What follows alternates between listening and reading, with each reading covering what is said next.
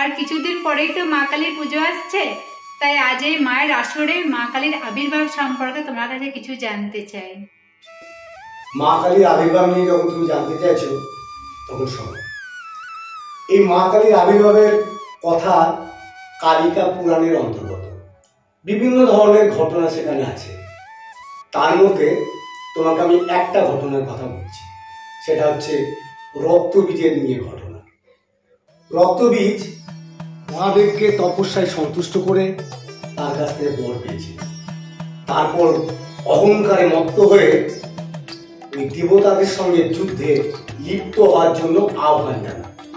রক্তবীজের এত বড় সাহস যে দেবতাদের সঙ্গে যুদ্ধের আহ্বান জানায়? হ্যাঁ, দেবতাদের সঙ্গে তার যুদ্ধ হয়, দেবতারা হেরে যায়। হেরে গিয়ে তারা ব্রহ্মা বিষ্ণু মহেশ্বরের কাছে ছুটে যায় এবং তখন ব্রহ্মা বিষ্ণু মহেশ্বর মা দুর্গাকে পাঠান ওই রক্তবীজকে বধ করার জন্য। মা দুর্গা নিশ্চয় ত্রিশূল দিয়ে মহিষাসুরের মতো রক্তবীজকেও বধ করেছিলেন? না, মা দুর্গা রক্তবীজকে বধ করতে পারেন। মা দুর্গা রক্তবীজকে বধ করার জন্য যতবার খণ্ড করেছেন, সেই রক্ত মাটিতে পড়ে সেখান থেকে এক একটা করে রক্তবীজের জন্ম হয়েছে। মা দুর্গা তখন আর পারছিলেন না, তাই তার তেজ থেকে মা কালীকে সৃষ্টি করেন। মা কালী তখন হাতের খড়গ দিয়ে রক্তবীজের শিরচ্ছেদ করে সেখান থেকে তার সমস্ত রক্তবিন্দু তার জীবের মধ্যে দিয়ে নিয়ে রক্তবীজকে নিধন করেছিলেন। এইভাবে মা কালীর সৃষ্টি হয়। এতক্ষণ মা কালীর আবির্ভাবের কথা বললাম, এবার এই মায়ের আসরে একটা মায়ের গান শোনো।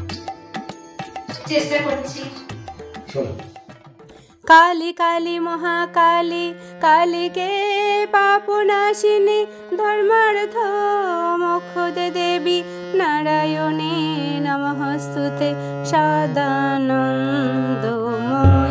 काली महाकालीर मनमोहिनी सदानन्दमयी काली महाकालीर मनमोहिनी তুমি अपने नाचो अपने गाओ मा अपने दाओ मा करो ताली सदानन्दमयी काली महाकालीर मनमोहिनी सदानन्दमयी काली।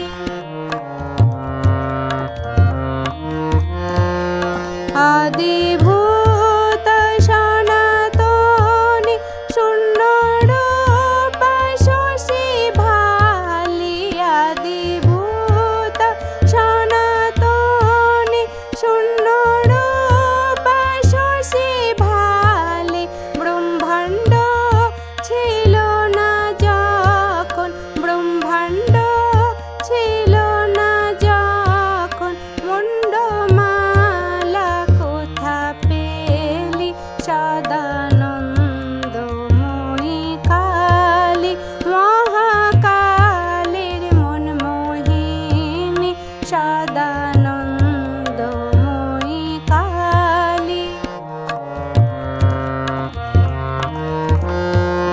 সবে মাত্র তুমি যন্ত্রী আমরা তোমার যন্ত্রে চলি সবে মাত্র তুমি যন্ত্রী আমরা তোমার যন্ত্রে চলি যেমন রাখো তেমনি থাকি মা যেমন রাখো তেমনি থাকি মা যেমন বলাও তেমনি বলি।